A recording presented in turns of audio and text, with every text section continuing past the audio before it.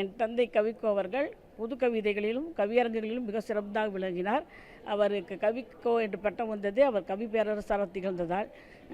என் தந்தையின் படைப்புகளை முதலமைச்சர் அவர்கள் நாட்டுரிமை ஆக்கியதற்காக நன்றியை தெரிவித்துக் கொள்கிறேன்.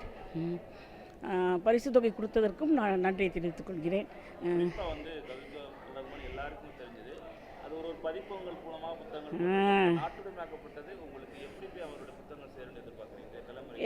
எல்லாருக்கும் தலைமுறைக்கும் போய் செல்லும், எல்லா லைப்ரரிஸ்க்கும் போகும்.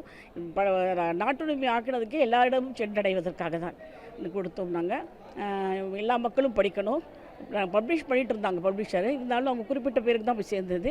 இது எல்லா நாட்டுக்கும், நாட்டில் இருக்க தமிழ்நாடு பூரா பேருக்கும் சேரும், இல்லை நம்ம வெளிநாடுகளுக்கும் போய் சேரும். அதுக்காக தான் நாட்டுரிமை ஆக்கிடும்.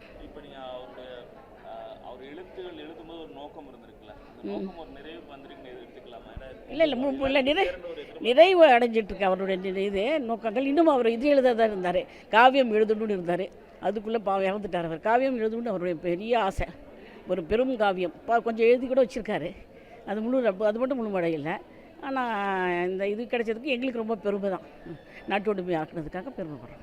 பொதுவாகவே தமிழ்நாடு அரசு வந்து இப்போ ஆமாம்ல மிக்க சிறப்பான செயல் அது. நாங்கள் பெருமைப்படுகிறோம் எல்லோரும். நான் கவிஞர்களுடைய மகள்ன்றதுனால நான் பெருமைப்படுகிறேன்.